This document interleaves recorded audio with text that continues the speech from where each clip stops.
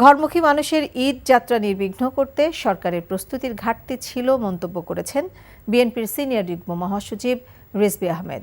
নয়াপল্টনে সংবাদ সম্মেলনে তিনি বলেন, এখনও পরিবহন সেক্টরে আওয়ামী লীগের দোসরদের অবস্থান থাকায় নানামুখী অস্থিরতা তৈরি হচ্ছে। রিজভী বলেন, আওয়ামী লীগ আমলের মতো কষ্ট না হলেও ঈদ যাত্রায় দুর্ভোগ কমেনি।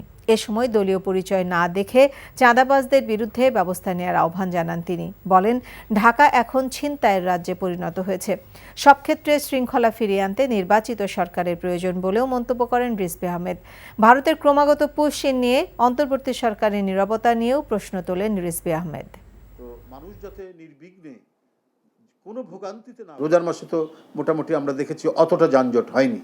হ্যাঁ, মোটামুটি নির্বিঘ্নে মানুষ যাতায়াত করেছে। তো এইবারে কেন এটা তৈরি হলো? কোথাও কোনো লুপহোল থাকে, তাহলে সেটা তো আইডেন্টিফাই করে সেখানে ব্যবস্থা নেওয়ার দায়িত্ব তো সরকারের। কারণ সরকার হচ্ছে মানুষকে স্বস্তি দেবে, নিরাপত্তা দেবে, কারণ সকল রাষ্ট্রীয় অ্যাপারেটাসগুলো সরকারের হাতে। তো সুতরাং যে কোথায় যানজট হতে পারে, কোথায় বোটলনেক হতে পারে, এটা তো হচ্ছে সরকার দেখবে, এবং সরকার দেখে আগে থেকেই সেই ব্যবস্থাগুলো নিলে আজকে এই দুর্ভোগগুলো হতো না। এই ঈদে জামা জুতো অ্যাক্সেসরিজের ডিসকাউন্ট।